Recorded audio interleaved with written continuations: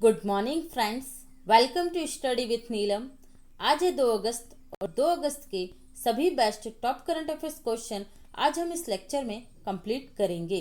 अगर आप चैनल पर पहली बार आए हैं तो चैनल को फटाफट सब्सक्राइब कर लीजिए और बेल आइकन को प्रेस करना बिल्कुल ना भूलें, क्योंकि बेल आइकन प्रेस करने के बाद ही आपको वीडियो के नोटिफिकेशन प्राप्त होंगे। आप हमें सभी सोशल नेटवर्किंग साइट्स पे फॉलो कर सकते हैं, यहाँ पर भी हमारे वीडियो के नोटिफिकेशन आपको प्राप्त होंगे। प्लस आपको यहाँ पर एमसीक्यूज और जो भी कोई लेटेस्ट इन्फॉर्मेशन होती है वो आपको प्रदान की जाती है। आप हमारा official Telegram channel study with Neelam join कर सकते हैं। यहाँ से हमारे सभी वीडियो लेक्चर्स की आपको पीडीएफ फाइल प्राप्त हो जाएगी। वीडियो को लाइक और शेयर करना बिल्कुल ना भूलें। जितने लोग देखते हैं एटलीस्ट उतने लोग प्लीज़ लाइक कीजिए। आप वीडियो को लाइक करते हैं तो हमें मोटिवेशन फील होता है। तो फ्रेंड्स, आपका कुछ नहीं जाता, आपके लिए हम लोग सब कुछ फ्री कर रहे हैं।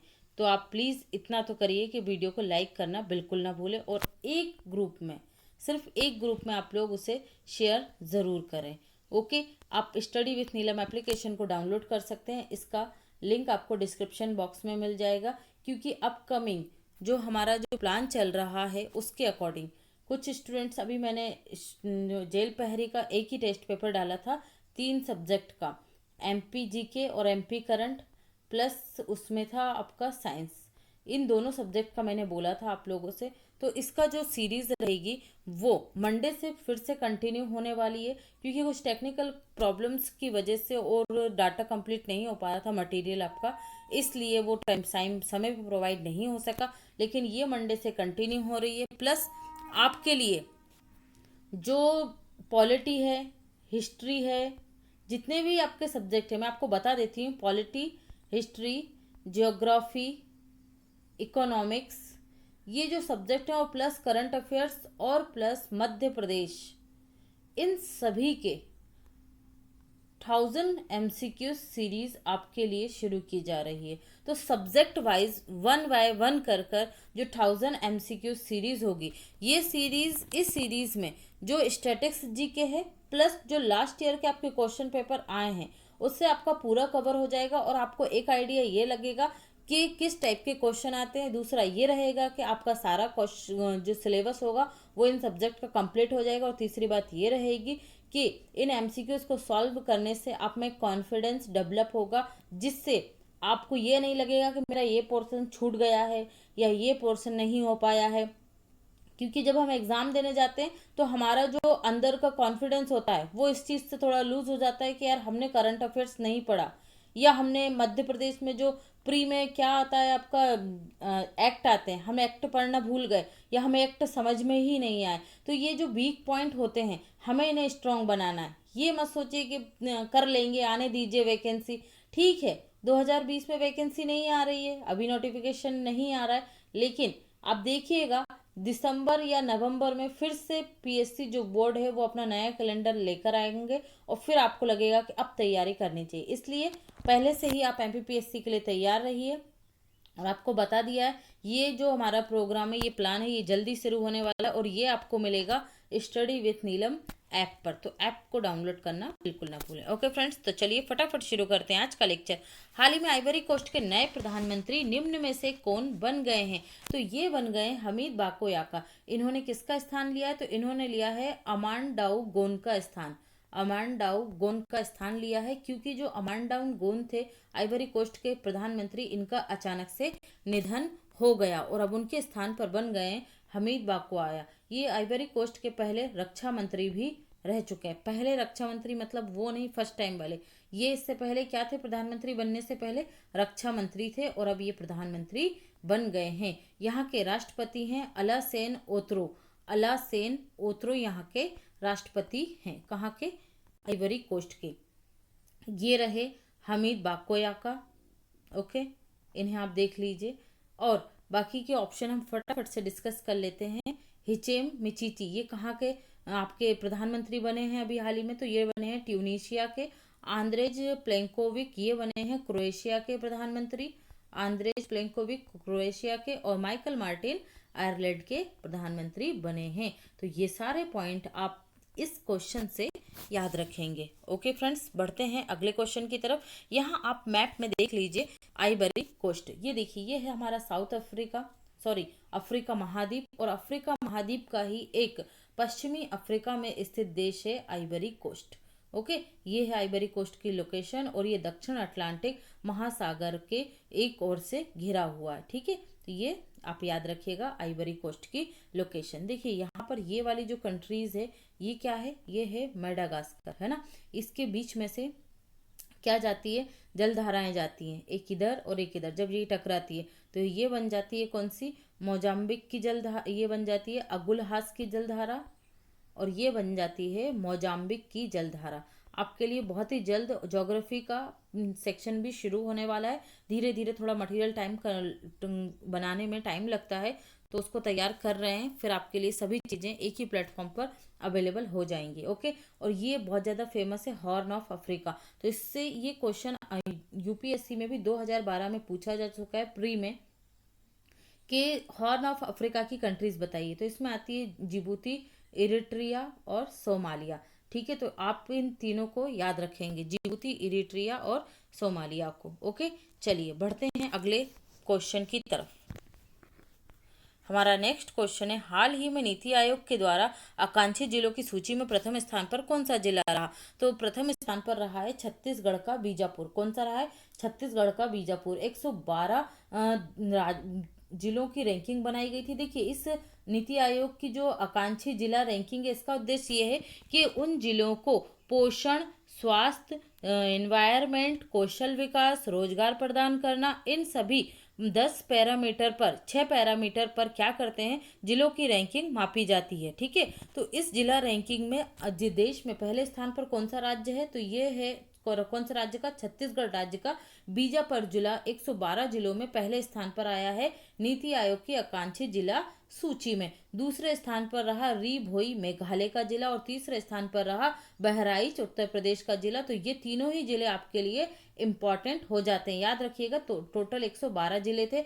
इन जिलों को इस आधार पर चुना गया है कि ये अल्प विकसित है, और सामाजिक जो क्षेत्र हैं उनमें ये सबसे पिछड़े हुए हैं। सामाजिक क्षेत्र का मतलब स्वास्थ्य में पिछड़े हैं, शिक्षा में पिछड़े हुए हैं। ठीक है, जो डेवलपमेंट होना चाहिए यहाँ के लोगों का वो नहीं हो पाया है, तो इनके डेवलपमेंट के लिए ही ये रैंकिंग जारी की जाती है, और इनको अलग से फंड भी प्रोवाइड किया जाता है। ओके, आई होप आपको समझ में आ गया होगा।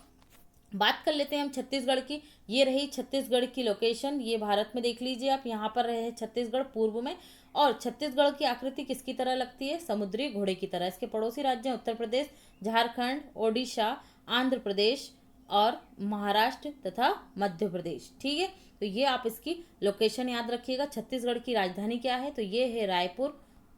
यहाँ की गवर्नर कौन है? तो गवर्नर है अनुसुईया उइके। अनुसुईया उइके। यहाँ के सीएम है भूपेश बघेल। भूपेश बघेल यहाँ के सीएम है। और छत्तीसगढ़ हाईकोर्ट के चीफ जस्टिस हैं पी.आर. रामचंद्रन। पी.आर. रामचंद्रन यहाँ की क्या है? चीफ जस्टिस है। ओके, तो ये सारे पॉइंट आप छत्तीसगढ़ से याद रखेंगे। छत्तीसगढ़ से आप एक और चीज याद रखेंगे कि यहाँ पर देश का पहला गार्बेज कैफे स्थापित किया गया है। क्लिनिक कहाँ पर है? भोपाल में गार्बेज क्लिनिक, और गार्बेज कैफे है अंबिकापुर छत्तीसगढ़ में। कहाँ पर? अंबिकापुर छत्तीसगढ़ में। ओके, यहीं पर जो छत्तीसगढ़ का सबसे बड़ा संयंत्र वेस्ट टू एनर्जी प्लांट के लिए स्थापित किया गया है, जो प्रतिदिन 500 टन कचरे का निपटान करेगा। तो ये पॉइंट भी आप यहाँ से याद रखेंगे। ओके, बढ़ते हैं अगले क्वेश्चन की तरफ। हाल ही में किस राज्य ने अपने राज्य में 3 राजधानियां बनाने वाली योजना को मंजूरी दी है?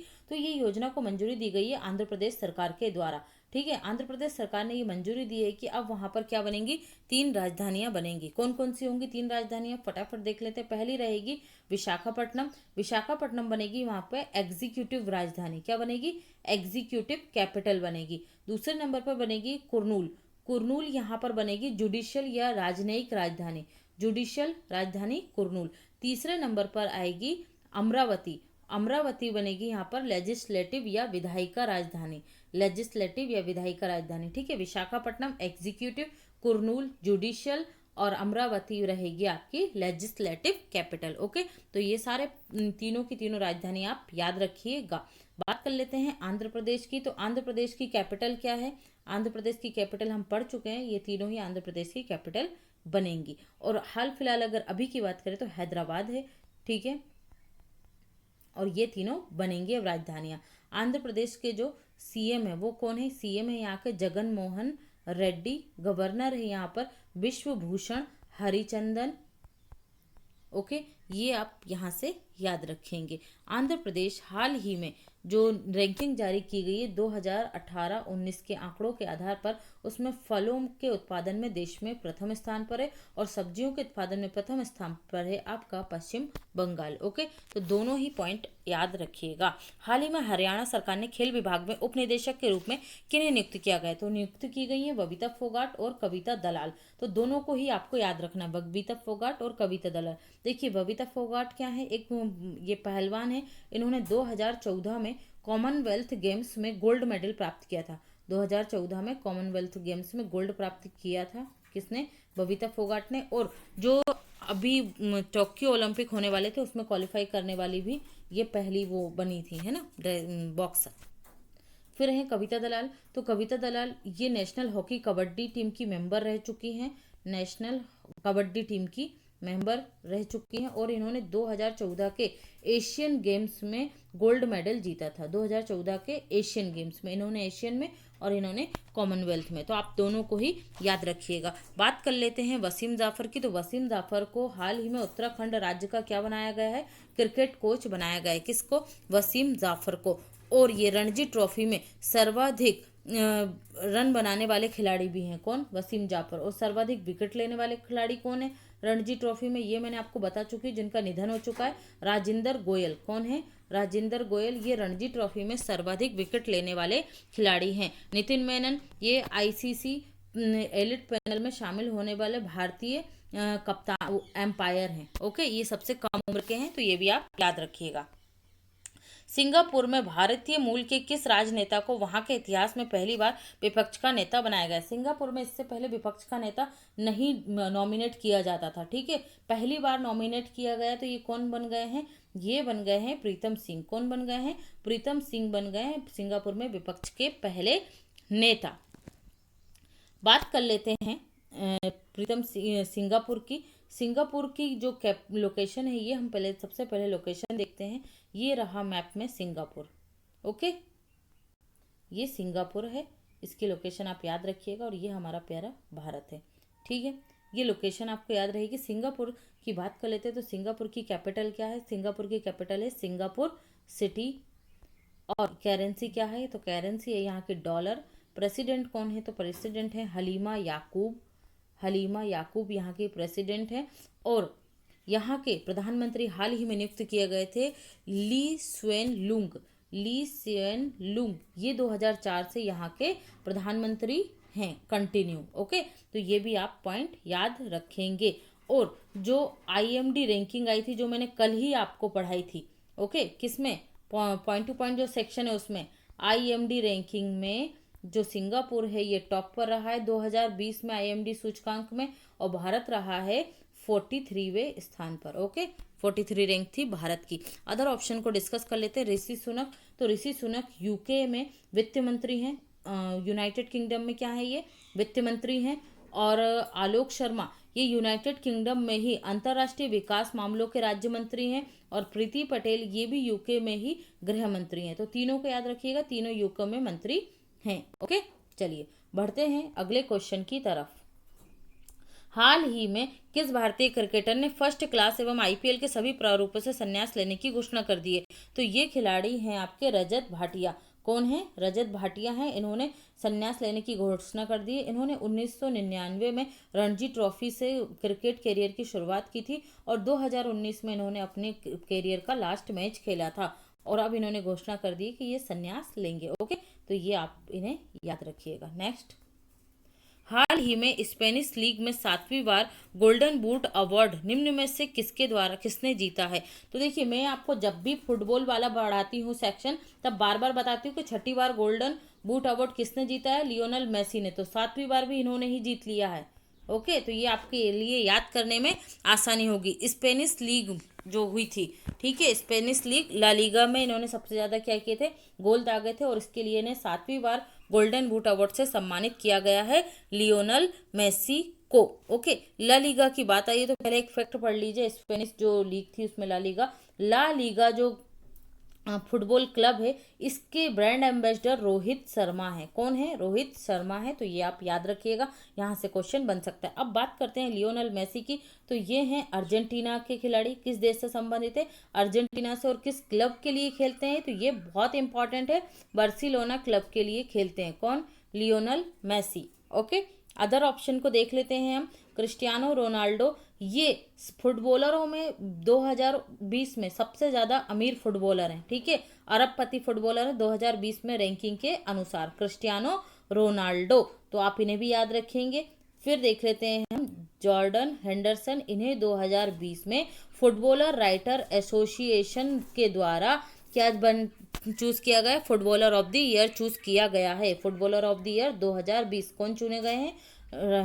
Jordan Henderson. किसके द्वारा? फुटबॉलर राइटर एसोसिएशन के द्वारा। और 2019 में फुटबॉलर राइटर एसोसिएशन के द्वारा फुटबॉलर ऑफ द ईयर चुने गए थे रहीम स्टर्लिंग। ये दोनों ही क्या हैं? यूके से संबंधित है। कहाँ से हैं ये? यूके से हैं। ओके, तो ये आप याद रखेंगे। जो हेंडरसन हैं, ये हैं जॉन हेंडरसन। ये लिवरपूल क्लब के लिए खेलते हैं। लिवरपूल क्लब के लिए खेलते हैं। रहीम स्टर्लिंग जो हैं, ये मैनचेस्टर क्लब के लिए खेलते हैं। कभी कभी क्लब्स को भी मैच करने के लिए आ जाता है, तो हमें पता होना चाहिए। ओके, बढ़ते हैं अगले क्वेश्चन की तरफ। निम्नलिखित में से मिशन और संबंधित देश में सही युग्म का चयन करें।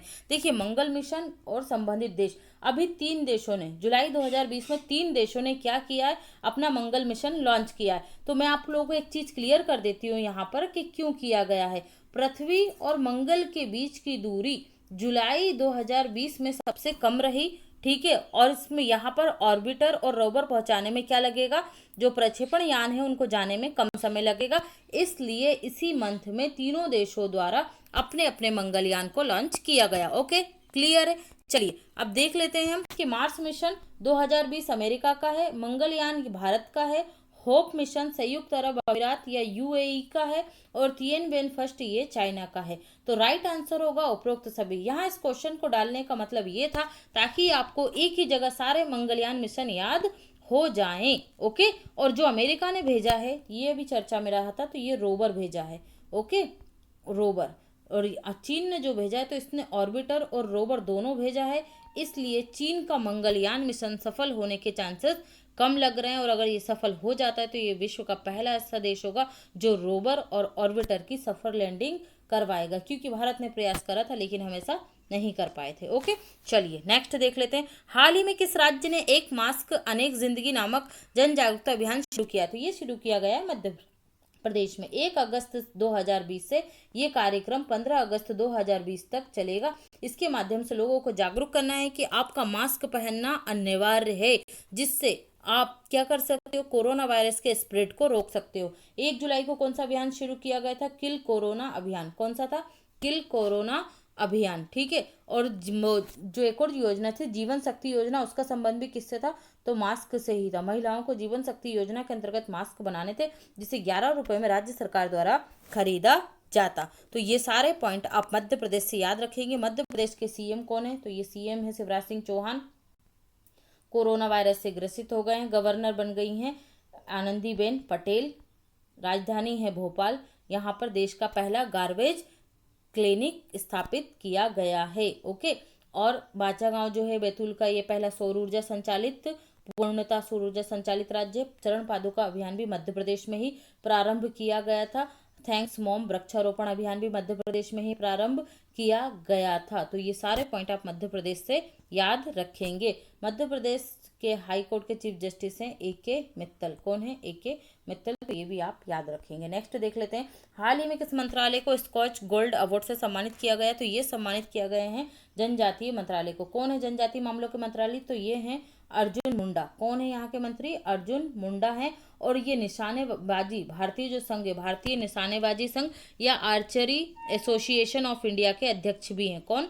अर्जुन मुंडा। इन्हें हाल ही में इनके जो जनजातीय मामलों का मंत्रालय है उसके द्वारा जो कार्य किए जा रहे हैं आदिवासियों के जीवन को उच्च बनाने के लिए, जो सक्षम IT योजनाओं के माध्यम से किया जा रहा है। मतलब आईटी के द्वारा पहुंचा जा रहा है। योजनाओं तक अगर बीच में मंत्रालय या विभाग या ऑफिस के माध्यम से योजनाएं नहीं पहुंच रही हैं तो आईटी क्षेत्र के माध्यम से उन तक योजनाएं पहुंचाई जा रही हैं। और इसी आईटी क्षेत्र का उपयोग करने के लिए जनजातीय मामलों को स्कॉच अवार्ड से सम्मानित किया गया है। कौन मंत्री हैं? अर्जुन मुंडा, और ये निशानेबाजी संघ के मंत्री भी हैं। तो ये दोनों चीज आप याद रखेंगे। मानव संसाधन विकास मंत्रालय का नाम बदलकर क्या कर दिया है? शिक्षा मंत्रालय। आप लोगों को बता दूं कि 1985 के पहले इस मंत्रालय का नाम क्या था? शिक्षा मंत्रालय ही था। ओके, 1985 से इसका नाम कर दिया था मानव संसाधन विकास मंत्रालय, और वर्तमान में 2020 में वापस से इसका नाम क्या कर दिया? शिक्षा मंत्रालय कर दिया गया है। कृषि मंत्री कौन है? तो कृषि मंत्री हैं आपके नरेंद्र सिंह तोमर। कौन है? कृषि मंत्री नरेंद्र सिंह तोमर। और स्वास्थ्य मंत्रालय के मंत्री हैं हर्षवर्धन सिंह, और ये ही हमारे क्या हैं? पृथ्वी विज्ञान मंत्रालय के मंत्री भी हैं। ओके, तो ये सारे पॉइंट आप यहाँ से याद रखेंगे। शिक्षा मंत्रालय की बात आई तो ये शिक्षा नीति जो है जो 34 ईयर्स बाद आई है, तो इससे रिलेटेड सारे क्वेश्चन आज इवनिंग में आपको प्राप्त हो जाएंगे, क्योंकि इवनिंग में आज संडे है तो 10 मिनट 10 MCQs की सीरीज संडे को नहीं आती है। ओके, तो आप लोग ये वाला जो शिक्षा नीति है इससे जुड़े हुए सभी इंपॉर्टेंट MCQs आपको प्राप्त होंगे, तो बिल्कुल मिस ना करें। ओके फ्रेंड्स, ये था हमारा आज का लेक्चर। आई होप आपको पसंद आया होगा। वीडियो को लाइक करना बिल्कुल मत भूलिएगा। Thanks for watching.